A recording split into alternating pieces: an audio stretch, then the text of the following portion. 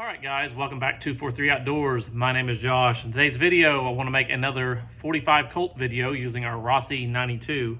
Got a few rounds loaded up with these 45 caliber 240 grain XTP Mags by Hornady and our Starline brass. And just want to see how they do. I got two objectives today. I want to shoot these and get a baseline on velocity, see where we're at. And I also want to see if I got my sights adjusted. I used my brass hammer and I drifted the rear sight over just a little bit. So we're going to be shooting at 50 yards, see if we get our sights lined up, and then see how these do. So let's go out in the range. Okay, got the range set up. We got the Rossi 92. This is a 20-inch barrel. We're set up at 50 yards, and I have the chronograph set up. So I'll give you a view through the spotting scope so you guys can see the target. I'm going to send 5 rounds to start out with off this rest, and then we'll go from there. 5 shots. There is steel behind this paper target, so you may hear a ding.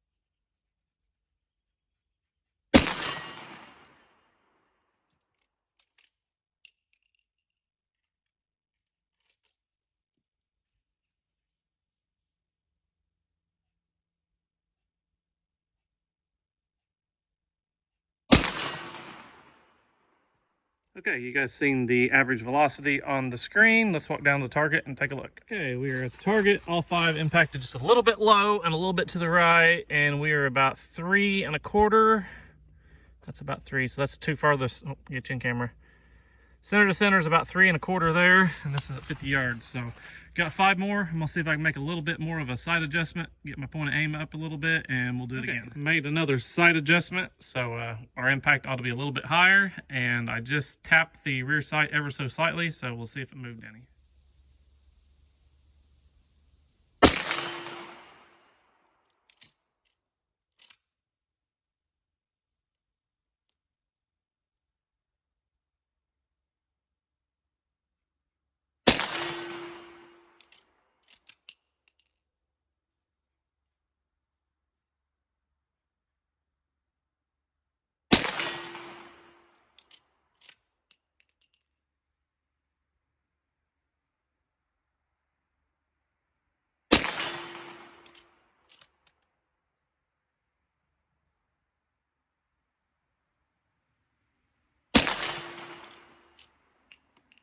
All right, we are here at the 50-yard target. We have our elevation problem fixed.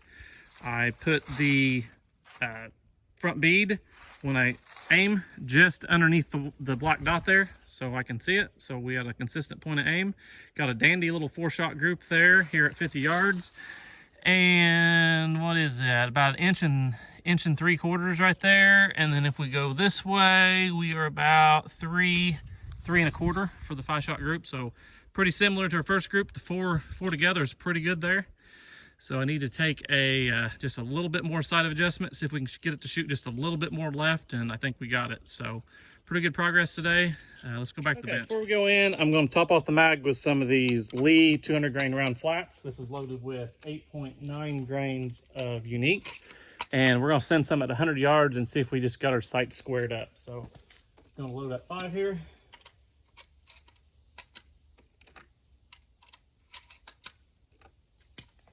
I think we ought to be pretty close.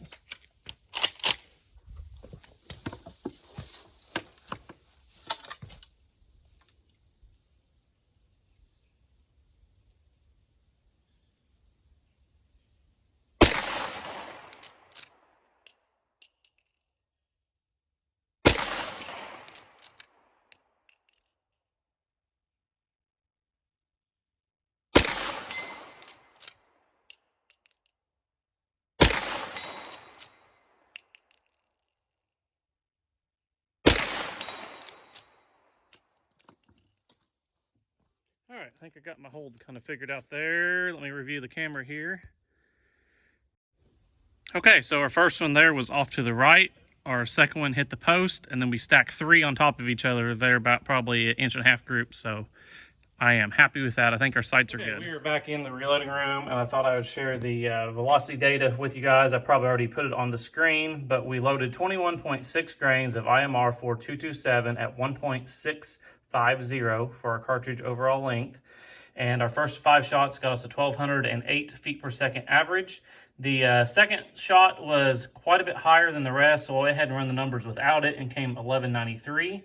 And then our second string come up 1195. So that second shot and the first group here was a pretty high velocity. I don't know if that's just an error on my part or the scales or just a fluke, but we're right at 1,200 feet per second. One thing about load data for the 45 Colt is for the standard revolvers, it's a very light load, light pressure. However, when you have Thompson Center rifles and pistols and the Ruger, you can run them a lot warmer, as well as lever guns.